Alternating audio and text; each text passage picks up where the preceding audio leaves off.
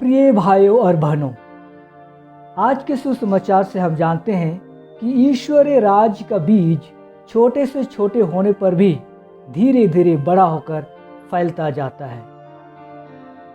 सदियों से पनपता इसका उदाहरण पादुआ के संत अंतोनी के जीवन और कार्य से मिलता है। जब 1219 ईस्वी में मोरक्को में शहीद 5 फ्रांसिस्कन ब्रदरों को असीसी वापस लाते समय फ्रांसिस्कन उनके कॉन्वेंट में रुके।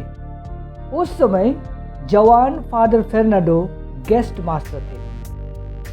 साधारण फ्रांसिस्कन ब्रदरों को देखकर फादर फेर्नांडो ठान लिया कि उसे भी मोरक्को जाकर ईश्वर का वचन सुनाना है और शहीद होना है।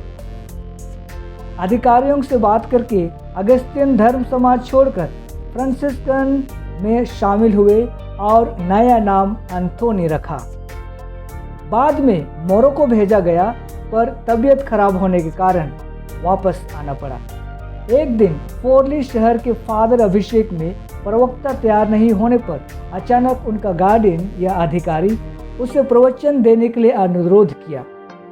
उसने शुरू में इनकार किया, परंतु आज्ञाकारिता बनकर प्रवचन दिए। उनका प्रवचन का प्रभाव इतना हुआ कि संत पापा से लेकर सभी लोग उनके प्रवचन में ईश्वरीय शक्ति को पहचाना। उस दिन से वे विख्यात प्रवक्ता के रूप में उभरे। सन 1224 ईस्वी में उनके सरल व्यक्तित्व और धार्मिक ज्ञान को देखकर संत फ्रांसिस उसे ब्रदरों को दर्शन शास्त्र या बाइबल पढ़ाने के लिए आग्रह किए।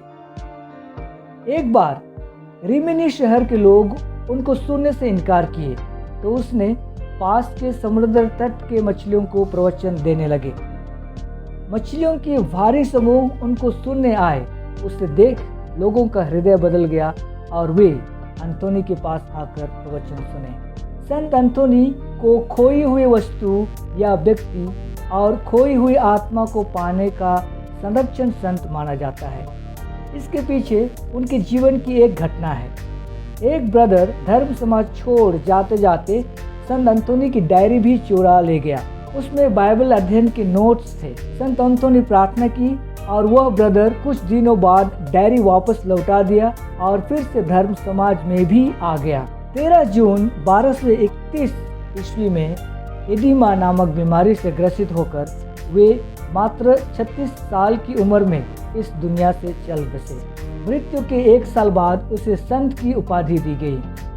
32 साल बाद सन 1263 ईस्वी में उनका कब्र को खोदने से पता चला कि शरीर मिट्टी में मिल गया है, किंतु उसका जीव देखने में जिंदा और पूरी तरह से ताजा था। आज भी उसके जीव को संत अंतोनी के महागिरजाघर पादुआ में देखा जा सकता है। संत अंतोनी की मृत्यु के तुरंत बाद लोग उनके मध्यस्थ से खोई हुई वस्तु को पाने के लिए प्रार्थना करने लगे। लाखों करोड़ों लोगों का अनुभव है कि संत अंतोनी के द्वारा प्रार्थना करने से जरूर खोई हुई चीज या खोया हुआ व्यक्ति मिल जाता है। तो देखिए, ईश्वर के राज्य का छोटा सा बीज इस कम उम्र वाले व्यक्तित्व में सदियों से कैसे बढ़ता जा रहा है। आज हम संत अंतोनी की मध्यस्थता द्वारा प्रार्थना करें कि हमारी खोई हुई ईश्वरीय स्वरूप वापस मिल जाए। ईश्वर हमारी पवित्रता पुनः स्थापित करे। संत अंतोनी अपने प्रार्थना द्वारा ईश्वर की दृष्टि से दूर हमें खोने से बचाए और हमारे अंदर की धार्मिकता का बीज सदा बढ़ता जाए।